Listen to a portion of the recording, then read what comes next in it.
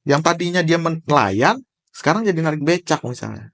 Itu kan harus beradaptasi. Mangrove menjaga laut, menjaga pesisir dari sampah-sampahnya. Iklim dengan sumber daya pesisir dan lautan ini, atau pesisir dan lautan ini sangat berkaitan erat. Kebiasaan-kebiasaan yang sebelumnya sudah terpola dengan baik di masyarakat, dengan adanya perubahan iklim tentu akan ada perubahan-perubahan. Dalam konteks biota laut, ada banyak sekali biota laut yang memang punya peranan penting di sana.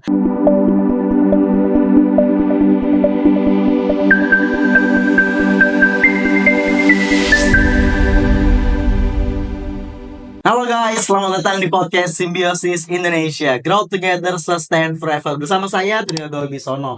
Nah, di episode kali ini kita bakal bahas soal pesisir laut. Nah, karena kalau kita ngomongin perubahan iklim, dampak terutama di wilayah Pasifik itu masif sekali dampaknya untuk masyarakat pesisir. Nah, spesial banget hari ini kita bakal berbincang soal pesisir dan laut bersama Bang Surya Genta Akmal PhD, seorang peneliti Pusat Kajian Sumber Daya Pesisir dan Laut dari IPB. Beliau juga aktif sebagai tenaga ahli Kementerian Koordinator Bidang Pangan Republik Indonesia. Selamat datang, Bang Genta. Oke, Mas Yoga, apa kabar? Sehat, alhamdulillah. Langsung Pak ya. Oke, Bang Surya, dengan latar belakang magister di pengelolaan sumber daya pesisir dan laut serta PhD di Applied Zoology dari Czech University of Life Science Prague. Luar biasa. Gimana nih Bang Genta melihat peran riset dalam menghadapi krisis iklim terutama di wilayah pesisir Indonesia? Ya, tentu Mas Yoga, terima kasih sebelumnya sudah mengundang saya di podcast Simbiosis Indonesia. Ini senang sekali saya bisa berbagi hari ini bersama Mas Yoga dan teman-teman. Semoga apa yang kita diskusikan sore ini itu bisa setidaknya memberikan nilai tambah, bisa memberikan wawasan baru untuk pendengar, dan kemudian juga untuk saya sendiri, saya juga bisa belajar lagi lebih banyak, dan kemudian ya ini menjadi suatu hal yang bermanfaat untuk kita. Amin. Terkait dengan peran penelitian untuk di bidang pesisiran laut dan kemudian iklim, apakah ini menjadi sektor yang penting pada saat ini untuk melihat Indonesia ke depan, melihat perkembangan dunia ke depan. Saya pikir riset terkait dengan pesisir dan laut, riset terkait dengan iklim, climate change, perubahan iklim dan lain-lain, menurut saya itu sangat penting sekali dan memang akan terus berkembang dan dinamis. Dan saat ini banyak pakar-pakar iklim yang memang concern dan fokus dengan isu-isu ini, karena isu-isu lingkungan sudah menjadi isu global, dan Indonesia mau tidak mau dan harus dan tidak boleh ketinggalan, harus juga seiring sejalan dengan permasalahan ini. Kita jangan sampai tertinggal. Perkembangan penelitian riset kita di sektor lingkungan dan iklim harus terus kita genjot, dan saat ini di beberapa universitas di Indonesia memang riset-riset terkait dengan iklim dan lingkungan menjadi topik yang penting untuk terus dikembangkan dan dikaji. Ya, karena mood global juga kan sekarang perubahan iklim tuh lagi jadi dialog yang kencang banget, dan mau nggak mau Indonesia sebagai wilayah maritim ya, negara maritim itu harus concern, karena dampak perubahan iklim kan mungkin bisa dielaborasi lebih jauh terkait pesisir, dampak hidup pesisir. Betul. Karena kalau misalnya kita lihat Indonesia dengan potensi sumber daya pesisir dan lautnya, hampir 70% negara kita ini perairan, ya 30% dari daratan, pulau-pulau kecil ya. Iklim dengan sumber daya pesisir dan lautan ini, atau pesisir dan lautan ini sangat berkaitan erat. Dan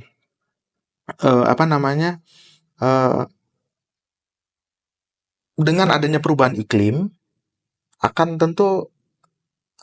ada kebiasaan-kebiasaan yang sebelumnya sudah terpola dengan baik di masyarakat.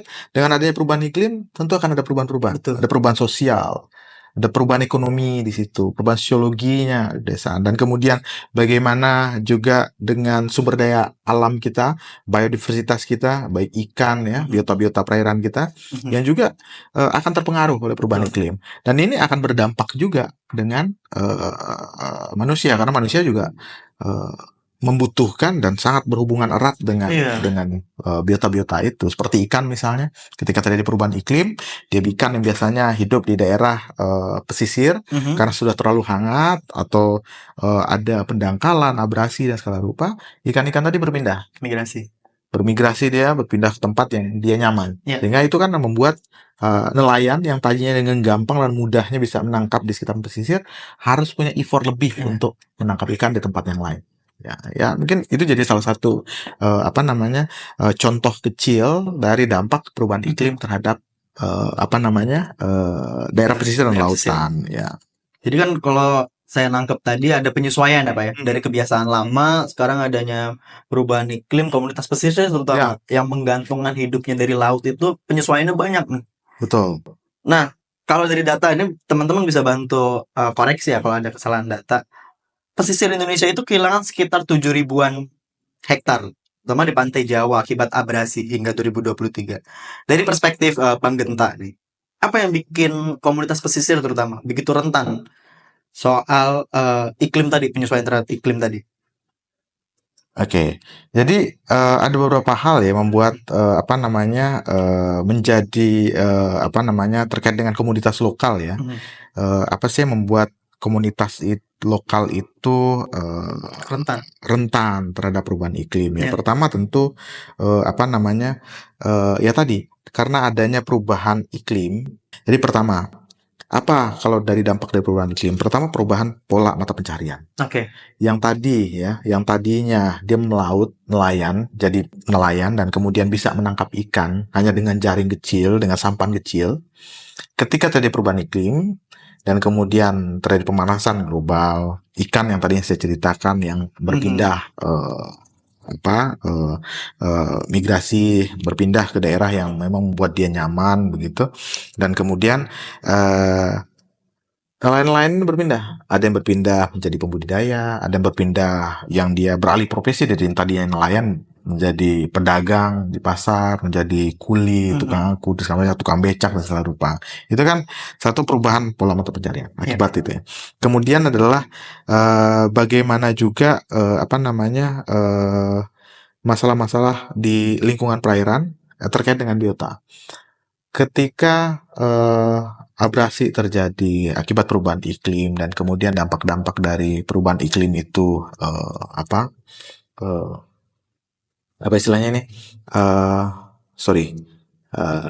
Saya miss untuk ini.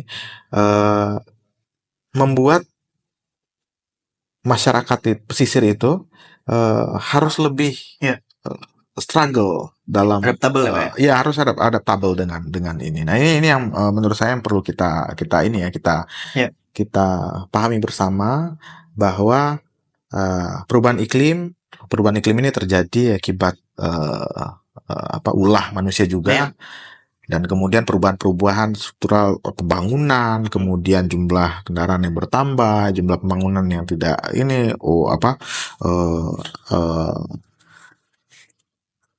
pengerukan atau pembangunan atau reklamasi dan lain-lain, itu juga menjadi salah satu sebab ya kenapa daerah pesisir ini juga menjadi rentan.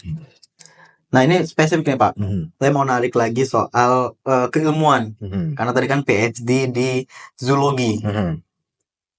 Mungkin Bapak bisa cerita nih, karena saya penasaran tadi Bapak bicara soal biota laut itu kan, wah kalau ngomongin zoologi itu kan luas, apalagi biota-biota laut.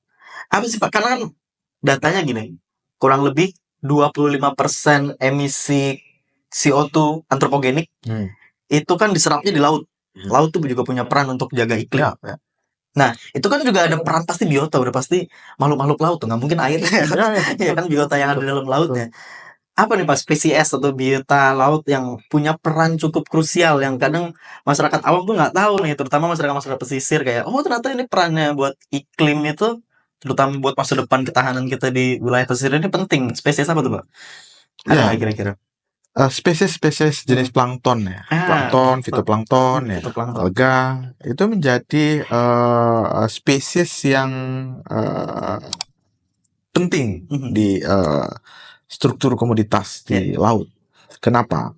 Plankton ini adalah makanan dari hewan-hewan kecil yang ada di laut.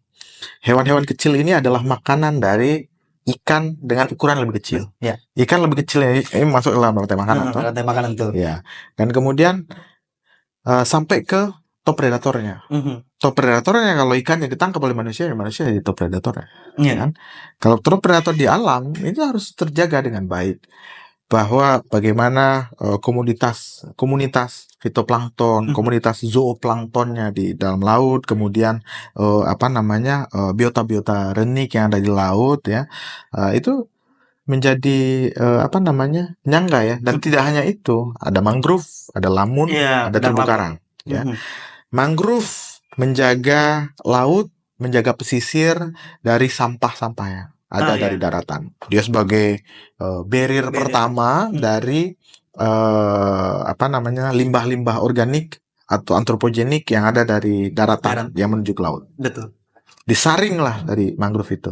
Supaya apa? Supaya padang lamun dan kemudian terumbu karangnya jadi terlindungi, terjaga. Daerah pesisirnya juga terjaga. Mangrove juga menjadi pelindung daerah pesisir dari ombak, dari gelombang yang cukup besar, dari tsunami yang cukup besar. Ekosistem mangrove inilah menjadi penyangga. Ekosistem mangrove ini jadi rumah juga, nursery ground untuk ikan, tempat ikan-ikan mencari makan, tempat spesies-spesies perairan mencari makan. Tidak hanya spesies perairan saja, primata seperti monyet mencari makan di situ, biawak, buaya. Hewan-hewan yang yang amfibi ya, seperti katak segala macam juga ada di situ, ular juga ada di situ. Biota yang hidup di mangrove itu sangat kaya sekali, luar biasa kaya sekali. Mangrove menjadi rumah bagi mereka. Jadi ekosistem mangrove itu penyangga untuk mereka. Dan kemudian mangrove kalau hilang, dia penghasil karbon. Mangrove, menyerap karbon mangrove. Dan kemudian padang lamun juga demikian. Terumbu karang juga demikian. Terumbu karang jadi rumah bagi ikan-ikan. Dari tempat ikan untuk mencari makan, ikan untuk berlindung di situ, dan kemudian kekayaan mega biodiversity untuk di bawah laut kita ya.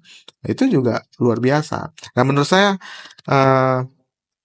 dalam konteks biota laut, ada banyak sekali biota laut yang memang punya peranan penting di sana. Mulai dari biota yang renik, yang paling kecil, ya, yang sifatnya mikro, sampai yang makro, sebagai paus sekalian. Itu juga punya peranan penting dalam ekosistem. Dan terlebih Indonesia ini ada di garis khatulistiwa yang luar biasa sekali kayanya, mulai dari ikan kecil sampai paus yang paling besar, itu migrasinya lewat kita. Penyu itu migrasinya lewat kita. Sebagian besar penyu-penyu yang ada di dunia ini ada asalnya dari Indonesia. Endemiknya Indonesia, dan kemudian mereka bermigrasi lewat sini, dan kemudian mereka bertelur di Indonesia gitu. Salah satu misalnya penyu hijau ya, green turtle, itu juga kekayaan alam Indonesia, alam kita gitu. Nah, karena keragaman hayati kita yang begitu kaya itu, dengan keilmuan saya yang di bidang applied zoology, ilmu-ilmu hewan ya, terapan, itu mengkaji terkait dengan bagaimana kita bisa hidup berdampingan dengan alam, dan kemudian bagaimana dampak-dampak dari perkembangan pola baru ya antara manusia dengan alam itu, sehingga kita tidak mengganggu kehidupan alam berikut dengan biotanya, dan kita bisa memanfaatkan itu untuk kesejahteraan dan kemudian untuk keberlanjutan ekosistem, keberlanjutan alam. Ini yang menjadi penting menurut saya. Kalau dalam konteks keilmuan ya. Nah, soalnya kan tadi kalau kita tarik garis besarnya nih, perubahan iklim kan juga secara nggak langsung mempengaruhi tadi tatanan biota ekosistem laut ini kan, dari mulai mangrove, padang lamun, sampai ke koral, sampai kemudian ke ikan-ikan. Tapi kalau kita ngomongin iklim, perubahan iklim kan mostly ulah manusia. Balik ke manusianya lagi, manusia yang kemudian merusak mangrove, kemudian melakukan aktivitas laut dengan tidak bijak, ditambah perubahan iklim. Nah, ini kan nanti efek domino. Karena kalau bicara perubahan iklim itu kan efek domino panjang sekali. Dari ulah manusia, kemudian mempengaruhi biota laut. Dari laut tadi, penyesuaian utama dari penyesuaian yang paling terasa aman nelayan itu kan nangkep ikan di jauh. Nah, ini kemudian dari pengamatan Bang Genta nih, dari dampak tadi itu mempengaruhi ketahanan pangan wilayah pesisir pasti. Ya. Nah, itu gimana tuh, Pak? Oke, pertama kita mau lihat dulu ya tadi ya, kalau misalnya dalam konteks bentuk nyata dari perubahan iklim ini. Kan tadi perubahan iklim ini berpengaruh terhadap ekosistem pesisir dan lautan. Seperti apa sih? Dan kalau kita lihat, kita baca kemudian banyak report, banyak penelitian yang berkaitan dengan perubahan iklim dan dampaknya. Kita lihat bahwa dampak krisis iklim ini itu sudah semakin nyata. Iya, betul. Ya kan? Nah, ada beberapa tuh bentuknya. Pertama, kalau kita kaitin dengan pertama naiknya permukaan air laut. Iya. Ya, ada intrusi air laut ke daratan. Naiknya permukaan air laut itu ada air laut yang masuk ke daratan. Air yang masuk ke daratan itu air asin nih. Iya. Air payo ya, kalau misalnya dia masuk ke sungai. Di daerah pesisir itu ada perkebunan warga, ada tambak warga. Kalau banjir, intrusi, ikan-ikan yang hidup di daerah payo nggak bisa masuk, nggak bisa hidup di salinitas yang tinggi, mati. Sawah-sawah, perkebunan warga banjir akibat intrusi air laut karena air lautnya naik. Apa sebabnya? Gagal panen. Gagal panen berpengaruh ke pangan, pasti. Ya kan? Dan kemudian abrasi pantai. Pantainya abrasi, longsor ya. Misalnya kalau di daratan erosi. Gitu. Kemudian apalagi tenggelamnya pulau-pulau kecil. Pulau-pulau kecil yang disebut pulau-pulau kecil itu minimum besarnya berapa? 2000 km persegi, ya kan? Nah, dari 2000 km persegi itu berapa kali? 4 kalinya DKI Jakarta tuh. Itu pulau kecil. Pulau kecil. Ya. Kalau 4 kalinya Jakarta aja tenggelam, Singapura aja, Singapura itu pulau kecil loh. Nggak lebih gede dari Jakarta. Ya. Itu pulau kecil loh. Kalau itu tenggelam, akibat naiknya muka air laut gitu kan, itu kan juga menjadi masalah, Mas. Betul. Belum potensi yang ada di sana kan? Entah potensi yang di sana itu ada pangan tertentu yang mungkin akan hilang kalau misalnya pulaunya hilang gitu, pulaunya tenggelam. Kemudian perubahan iklim ini akan membuat perubahan pola cuaca ekstrim. Ya. Ada badai, gelombang tinggi, ya, curah hujan tidak menentu. Ketika curah hujan tidak menentu ini terjadi, akan mengganggu hasil panen. Sawah, kalau hujan terus-menerus, gagal panen. Betul. Ya. Jagung juga sama. Pangan-pangan pokok itu akan jadi terganggu. Ya. Ada beberapa tumbuhan hortikultura yang tidak bisa dengan curah hujan yang tinggi. Nah, itu kan akan mengganggu. Kemudian penurunan produktivitas perikanan. Perikanan ini, sektor perikanan adalah sumber protein terbesar yang disumbangkan dari sektor lautan. Ya. Jadi perubahan suhu dan salinitas ini bisa mengganggu yang tadi migrasi ikan, ya, bisa mengganggu reproduksi ikan, begitu. Dan kemudian membuat ekosistem tertentu jadi rusak. Hujan terus menerus, tadi ya, gelombang tinggi, ya kan, dan kemudian jadi mengganggu daerah-daerah pesisir yang tadi misalnya di daerah mangrove jadi rusak dan segala macam karena badai yang begitu besar. Akhirnya habitat biota jadi rusak, ikan jadi terganggu. Ya tadi kan pola cuaca tadi ya. Kemudian penurunan produktivitas itu ya karena tadi ya, karena suhu naik, salinitasnya jadi naik, ikan jadi tidak bisa hidup di situ, pindah jauh pergi, sehingga kita tidak dapatkan lagi sumber daya ikan itu untuk yang bisa kita tangkap. Kemudian kerusakan ekosistem pesisir yang tadi saya bilang ya, Ya, mangrove, terumbu karang, lamun, yang ya kan? lamun. Terumbu karang suhu terlalu panas terjadi pemutihan karang. Kalau Ya. pemutihan karang mati. Kalau karang mati, ikan gak ada yang ke sana. Betul. Rumah Ikan gak ada yang ke hilang. situ. Gimana? Petani-petani, nelayan-nelayan ikan yang menangkap ikan-ikan karang, kerapu di mana ya? Di karang kan?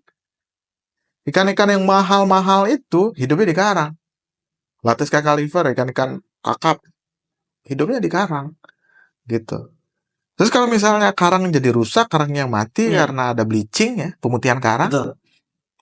Pemutihan karang itu bisa terjadi kenapa? Karena perubahan cuaca. Iya. Itu. Karena kemudian ada lagi dampaknya, adalah dampak sosial dan ekonomi.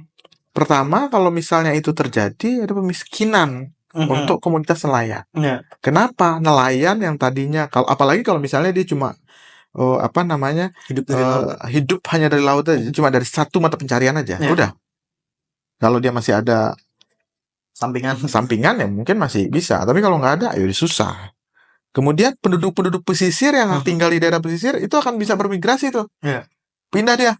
Yang tadinya dia tinggal di sana karena ada perubahan kerusakan lingkungan, kerusakan ekosistem, abrasi, nggak mungkin lagi tinggal di situ, bahaya, pindah. Betul. Ketika pindah tempat baru harus beradaptasi dengan hal yang baru kan? Ya. Gitu. Yang tadinya dia nelayan, sekarang jadi narik becak misalnya. Itu kan harus beradaptasi. Yang tadinya dia ngangkap ikan di laut, sekarang jadi kuli. Itu kan hal-hal yang membuat mereka nah sehingga kerentanan ini di perikanan itu, ketidakpastian itu tinggi sekali. Sebagai ilustrasi, Mas Yoga punya nelayan kembar identik, dikasih alat tangkap yang sama persis, ukurannya sama, ukuran jaringnya sama, dikasih kapal dengan ukuran sama, GT kapalnya sama, kemudian disuruh melaut di titik yang sama. Dia nangkep ikan, ini juga nangkep ikan, hasilnya sama nggak? Kalau dari backgroundnya kemungkinan sama. Nah itulah perikanan. Tidak akan sama. Oh, tidak sama justru? Tentu tidak akan sama. Ketika dia dikasih alat tangkap yang sama, nelayan sini dapat sekian ton, yang ini dapat sekian. Itu berbeda.